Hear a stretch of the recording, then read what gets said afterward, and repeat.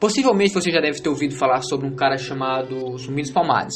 Zumbi dos Palmares, que é considerado o líder dos quilombolas. Ele que viveu ali durante o intermédio da capitania de Pernambuco. É válido ressaltar que ele é um dos principais símbolos da resistência dos negros africanos contra a escravização aqui no nosso país. Mas também é válido postular um cara chamado Mahatma Gandhi, que é de suma importância para o processo de independência da Índia. Uma vez que ele influenciou as pessoas da Índia a quebra do monopólio inglês do sal, além do projeto de não violência, ou também chamado de revolta pacífica.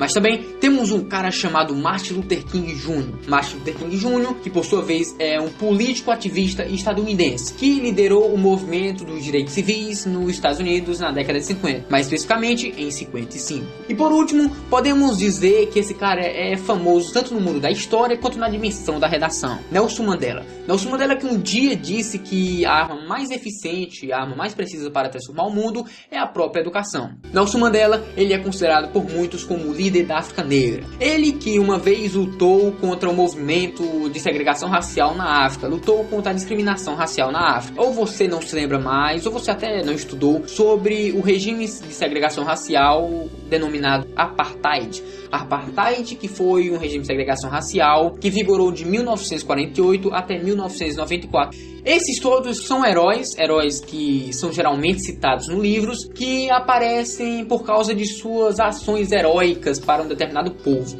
Mas você já ouviu falar num cara chamado Espartaco?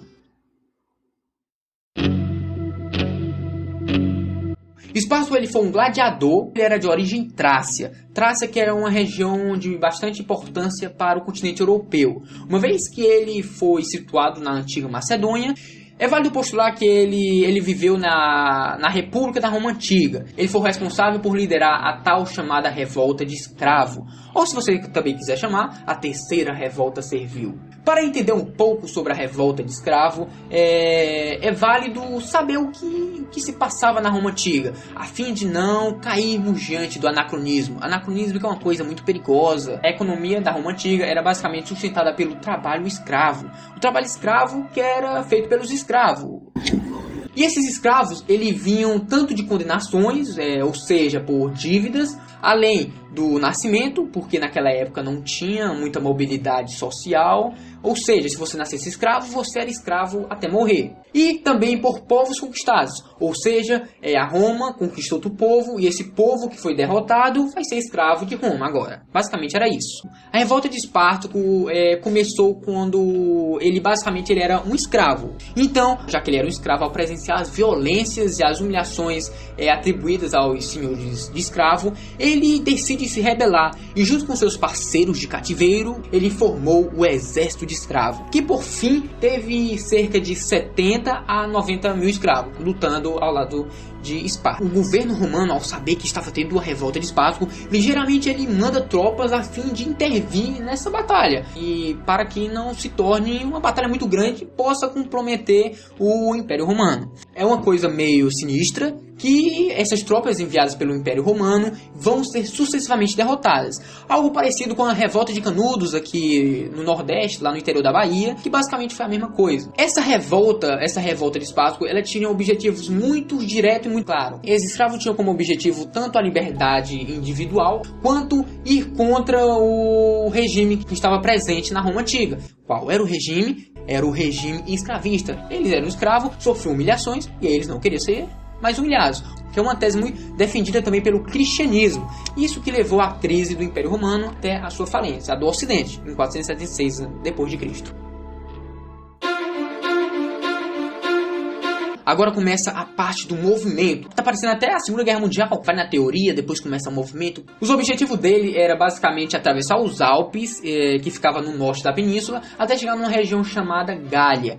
Porém, o exército de Cricos, que também faziam parte do exército escravo, ficaram no sul da península. A conclusão foi que eles foram completamente dizimados. Então, Espartaco, ao saber que seu outro grupo de escravos foi completamente dizimado, ele decide retornar. Pô, não vou mais para a Gália não, agora eu vou retornar Então eles retornam e é uma coisa meio óbvia que eles contornam Roma, porque Roma estava atrás do exército escravo e Espartaco era o líder do exército escravo. E depois de ele ter contornado a cidade de Roma, ele queria alcançar a ilha de Sicília. Sicília foi basicamente a ilha onde, na Segunda Guerra Mundial, as tropas brasileiras, ou seja, os pracinhas que lutaram a favor do Brasil, a favor dos aliados, iam para lá até chegar na ilha de Sicília, que basicamente fica no sul da Itália. Porém, antes dele chegar a Sicília, seus planos foram informados aos generais romanos, e agora as tropas romanas iriam de encontro a ele. As tropas romanas enviaram, sabe quem? Enviaram Craxo. Craxo e Espartaco travaram uma batalha muito boa. Travaram essa batalha lá no norte da Lacânia, em meados de 71 a.C.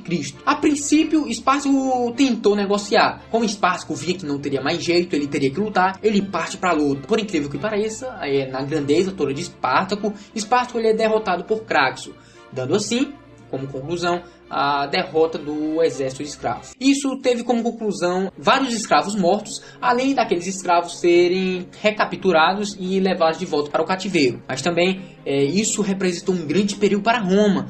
E esse negócio de forma ímera, de forma ínfima, perturbou o poder, a clareza do Império Romano. É válido mencionar que a revolta dos escravos, a revolta de Espartaco, teve como um objetivo, teve como um detalhamento a luta contra a injustiça social, ou a luta pelos seus direitos. Podemos até dizer que esse cara foi um dos primeiros cara que direcionou, deu um norte para aquelas pessoas, um determinado povo. Podemos dizer que Mahatma Gandhi, que Martin Luther King, que Nelson Mandela, que o Zumbi dos Palmares teve influência desse cara. Mas eu estou ficando por aqui e deixa o like no vídeo.